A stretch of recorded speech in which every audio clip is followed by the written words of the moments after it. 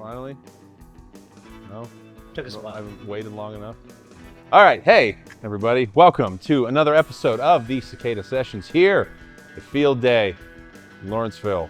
I'm your host, Lance Parkin, and with us is Jess Uhler, actress. What else you do? You just act? You do?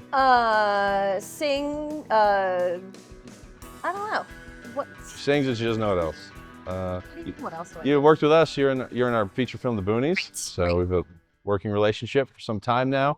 You were in my short, The Stranger. Mm-hmm. I don't know what else you've been with us, but yeah. So how long have you been acting in Pittsburgh? I would say seriously and consistently since 2018, but it really picked up in 2019 because of the Boonies. It was like it did that, and then it took off from there. Wow, Cheap plug. very cool. Yeah, check it out, please, for the love of God. I haven't seen it since. But yeah, awesome. So I think I'm trying to go different angles in the acting thing. Yeah. And I know, I don't know if I know a hobby of yours at least. Right. You're into fitness. Like, did you do Tough Mudder or something? Did you do that? I did a lifetime ago. I've done 3 Spartan races. I would love to do them again just to prove that I still can do them. I'm not a professional. Is Spartan different than Tough Mudder? It's about the same thing. Yeah. I mean, there's no electric wires or live wires like in. Then why even do it? Yeah, I don't know, because you get a free beer at the end. Like you finish and they hand you a beer right across the finish line. But no, I have been holding myself very accountable and keeping up with the fitness. I'm not in some type of program. Yeah, you're not. It's not like your whole thing or anything. No. Yeah. This is basement after work.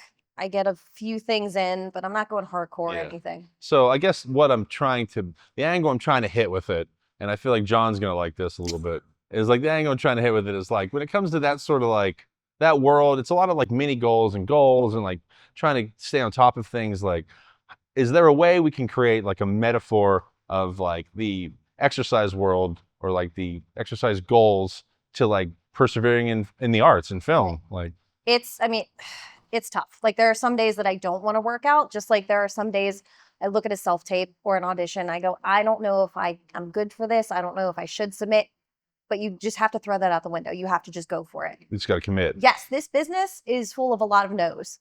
And with fitness too, like with me, I'm like some days, I don't feel like I'm gaining like, any strength in my upper body, but I can't quit, just like with acting. Yeah. If I quit, then why did I even start in the first place? Yeah, and like what like mental tools do you use to manage that? Like, is there anything? Is it just like sheer force of will? Yeah. Like I'm just gonna like punch through this like paper bag until I get out of it? Like, basically. But I just remind myself that I am the happiest when I'm acting, and I do feel pretty good after I work out too. It's not the same as acting, but like I don't want to live my life as like I don't want to look back and be like, why didn't I do that? yeah, So especially this summer, I've been submitting to anything like professional theater things, any type of like outside of the Pittsburgh film. so you're broadening your scope a little bit. Yeah, and so like, what is the difference in the dopamine hit, like between like feeling good about an exercise or feeling good about acting? Like, what is different cognitively about those two things? Well, I think it depends. For theater, which I've been doing a little bit more, it's an instant gratification. So you can feel when the audience is locked in with you. Like I did Animal Farm, which Stephanie Swift was a co-director for. Like George Orwell, Animal Farm? Yeah. It was turned into a play. I was Squealer, and I was so locked in with that character, you could just feel the audience just dead silent. Yeah. And I was a little bastard in that play.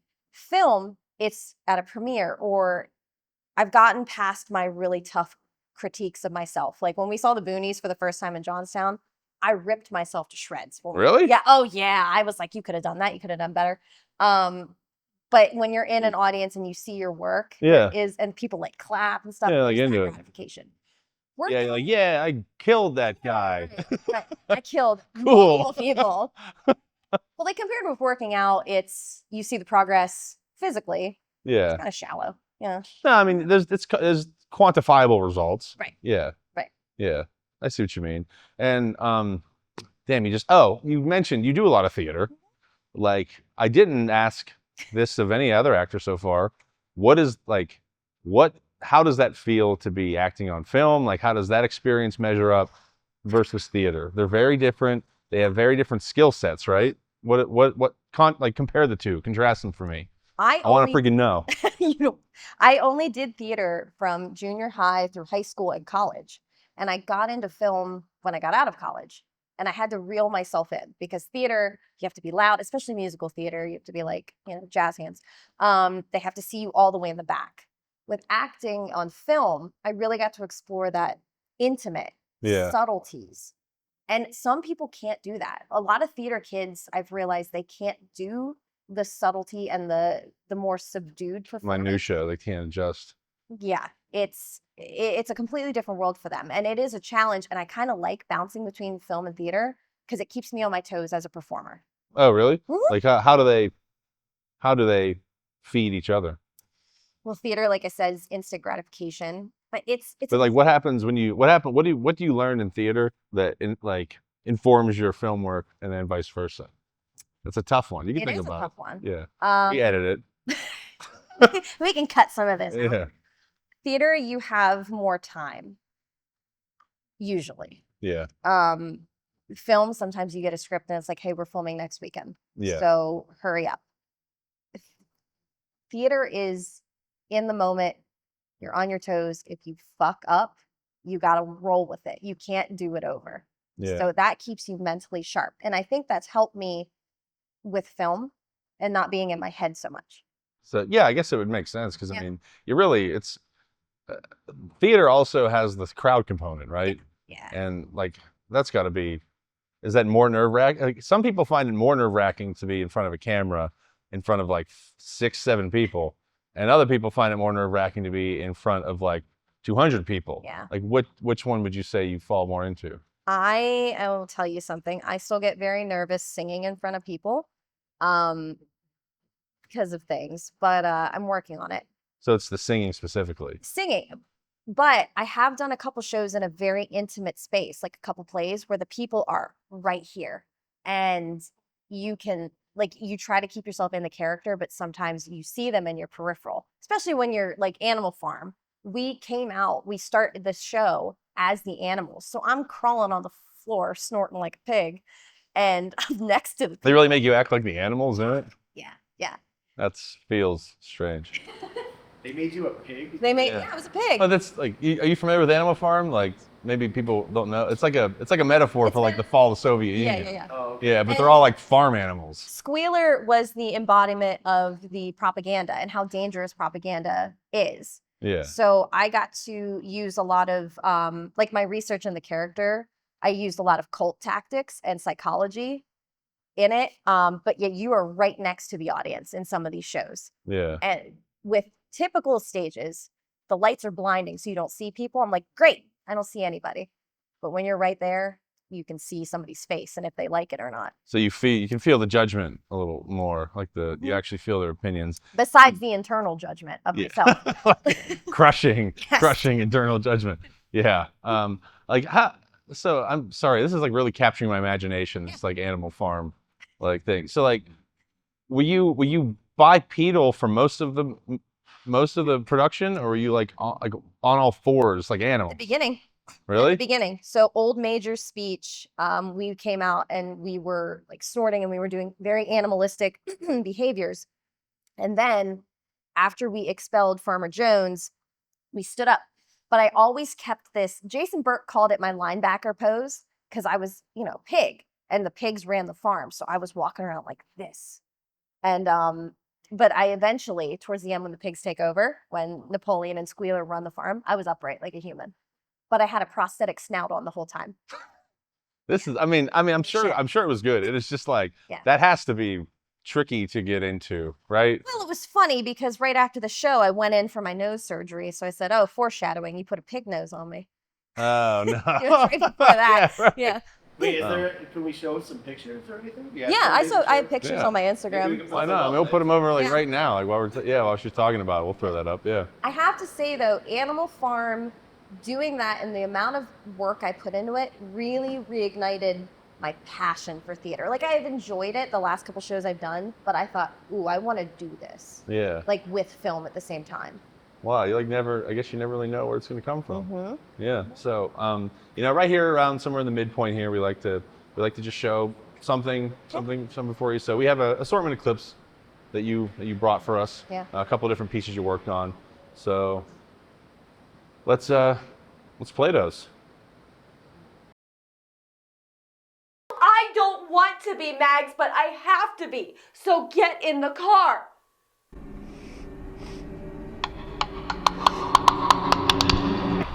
Oh, I think he's got the Alzheimer's. Okay, you've all proved. I'm not missing a Saturday morning in the woods because he's an asshole. Be patient. I have been for a very long time. You just never noticed. I'm noticing now. It's not soon enough. I don't know. Maybe something about how you finally got your house in order?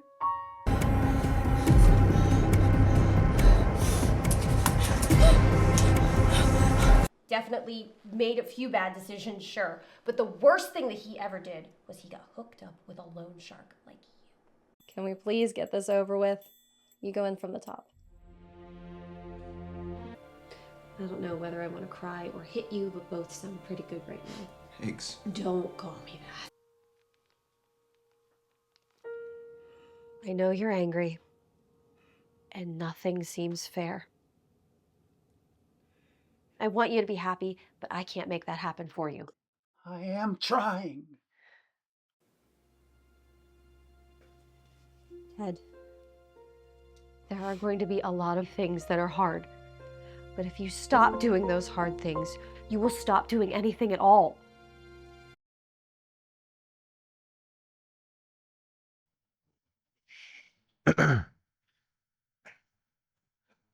Matt.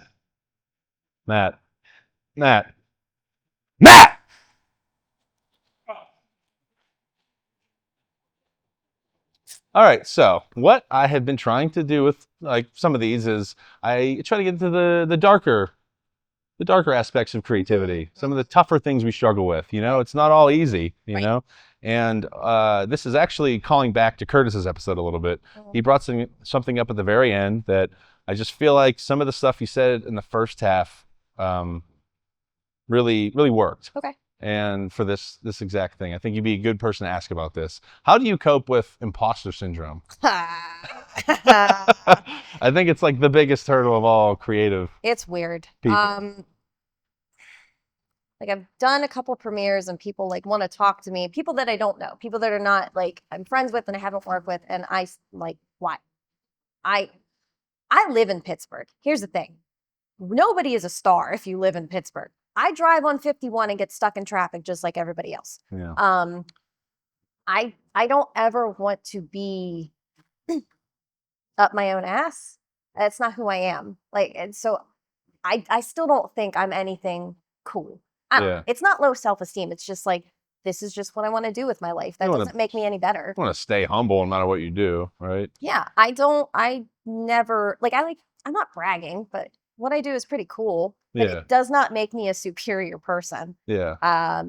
So whenever somebody's like, can I get your autograph? It makes me feel weird. People do that? At the premieres and stuff. I remember one, like Massacre Academy's premiere. I'm like, ugh. It just does that for me. sign this. Yeah. I don't know. I'm kidding.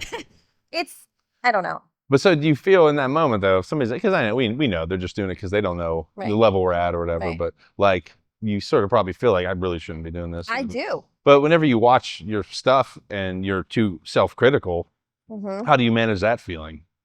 Gotten better, and I use it and think, okay, clock that, and next time you're doing something, don't do that. Like I've noticed my actor, everybody has these actor mannerisms that they do, and I'm trying to work on that to continue to grow. Yeah. Like I said, I've gotten better at bringing myself down and really picking apart my performances. It's weird. And it goes in with the social media thing too. I hate that I feel like I have to post on social media all the time to keep people engaged. Yeah. I think a lot of people are feeling that social media burnout at this point in life. Yeah. I mean, you can't see it because the mic's pointing the other way, but everybody's nodding. Yeah. Like It feels like it cheapens kind of what we do. cheapens everything. Yeah. But you feel like you have to do it because what do we have to get our stuff out there? We have social media, we have the internet. I'm one of a million female actors. I don't like to use actresses anymore, but like I'm one of a million female identifying actors. So I have to kind of make myself a little bit different, but I also am like, this is so dumb. Yeah. Like, I just want to be me. I just want to post about wrestling and my cats, you know? Yeah, but you feel like you have to do I feel like this I have other to do stuff. it. Mhm. Yeah. I mean, you're not wrong. It feels like that's sort of been the construct that has been built for us to like have to live in and obey. Well, you know? and I talked about at the last thing. I told you I don't go to a lot of these film meetup things anymore. I'm very selective because it's like I don't want to put my energy into something that I don't believe in, and I feel like I'm putting on this shell where I Yeah. have to go put on a performance. I only go out to things that I believe in now and Yeah. that people I want to be around. You want to be genuine, not put up like a facade. I want to be genuine. I don't want to shill. I mean, it's tough. I think we live in a world that sometimes tries to reward the opposite of being genuine. Like I don't know if I'm being too weird and edgy about it, but It's true. yeah, like I feel like that's an important. And then that sort of will, if you fall victim to that way of thinking, it's almost like it's creating imposter syndrome for you Mhm. because it wants you to compare yourself to other people. Yeah. Right. Comparison would be the death of my career. If I sat and I compared myself to every other person and what they're doing, or, oh, I don't have an agent in Pittsburgh and I'm not doing this, I'm not doing that. Like, you can't do that. You have to take yourself out of it and remind yourself why you're doing it. And you're doing your own thing. Yeah. Yeah, you're right. I mean, you really should the only real comparison you should be doing is yourself, Mhm. like yesterday or last year. Yeah. You know, like that's really the only real thing you're competing with Yeah. is your own progress. You know, but they want, it's been built to make you feel differently. Talk about Hollywood now, man. Yeah. Yeah, right. It's getting maybe a little like deeper dark in the second half here, but I think it's a good thing that's worth talking about and worth thinking about. Yeah. You know, like a lot of these feelings this system sort of preys on. Yes. You know, is Yeah. like feelings of self-doubt, Yeah. feelings of comparison, feelings of like imposter syndrome. Yeah. You know, but you got to rise above it, and you just got to like sort of exist, like you're saying, like Yeah. you got to exist in a way that makes you feel like, you're being genuine and you're living a good life, right? And you're allowed to feel those things. Like, we're going into the therapy section here. You are Kind of how I end most of these, anyways. Yeah, you're allowed to have days where you're like, I'm really bummed. Like, I haven't worked on something in a while and this person's doing that. Allow yourself a little bit of time, but don't live in it. Yeah, And then, like, I feel your feelings. had a callback for this thing and I wanted it so bad. And then I got a very nice rejection email and I took like a couple hours and I was bummed about it. And then I went, what's next? Yeah, You Yeah. have to take yourself out of that. Move yeah. on. Like sort of feel your feelings, but don't dwell on them, Yeah. kind of thing. Yeah, I don't really know. You got pretty heavy there at the end, so I don't think I want to go anywhere else. I think that was good. Like, I think that was cool. I think it's touching on some of the stuff I would like this project to touch on. They don't all have to be like lighter-hearted, more superficial aspects of this real. stuff. And it's better that you go into this with realistic feeling. It's not pessimistic. It's not optimistic. You have to go in thinking this is what could happen and you have to be prepared for it. Yeah. But also think, well, what if that happens? Something good. Yeah. All right. That was a great conversation. Did you have fun here? I You did. have fun doing this? Okay. Was this worth driving down here and dealing with the parking in this freaking neighborhood? 'Cause it's Absolutely. crazy on Friday. The great parking situation at our sponsor, Field Day. Yeah, the great Field parking situation here at Field Day.